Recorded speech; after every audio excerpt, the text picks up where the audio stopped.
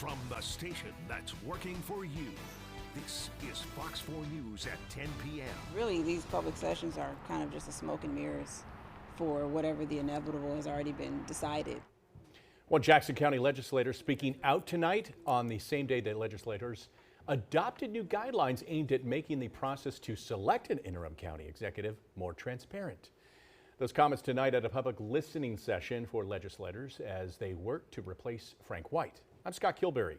I'm Lauren Halifax. So Megan Smith co-hosted this listening session herself just last night, but now doubts the process to select the interim county executive.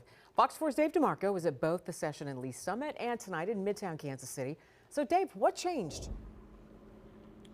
Well, in between, legislators met this morning to lay out those guidelines. And some people out here said they aren't perfect, but they do provide some safeguards. But as you heard from Smith there, she now believes that really some of these legislators have already made up their minds.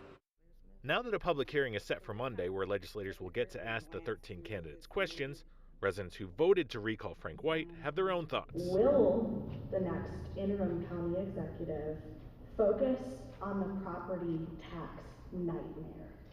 I think that's what all of us care about. Urban League CEO Gwen Grant says she's pleased legislators adopted ideas from civic groups' open letter, like making sure the interim county executive has no desire to seek another term. Now that the process has gone forward, I think they regrouped fairly well by immediately having these public sessions, and they have been pretty much well attended.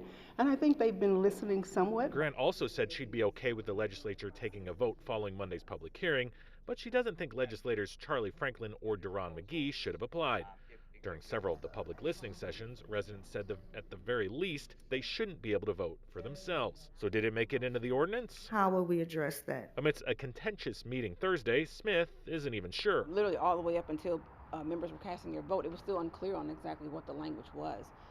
So we have to wait and see what the council puts in there to actually see what everyone voted on. A legislature that seemed to often face a 5-4 divide during White's tenure now has to reach a consensus on who will replace him. I think we will work together when necessary, and I think we will turn this thing around. And for the record, I spoke to Donna Payton, who authored that ordinance that did go through some amendments today. She says that she believes that those legislators would be able to vote for themselves. However, she says that during that public hearing on Monday, they, Lauren, will not be able to ask those other candidates any questions.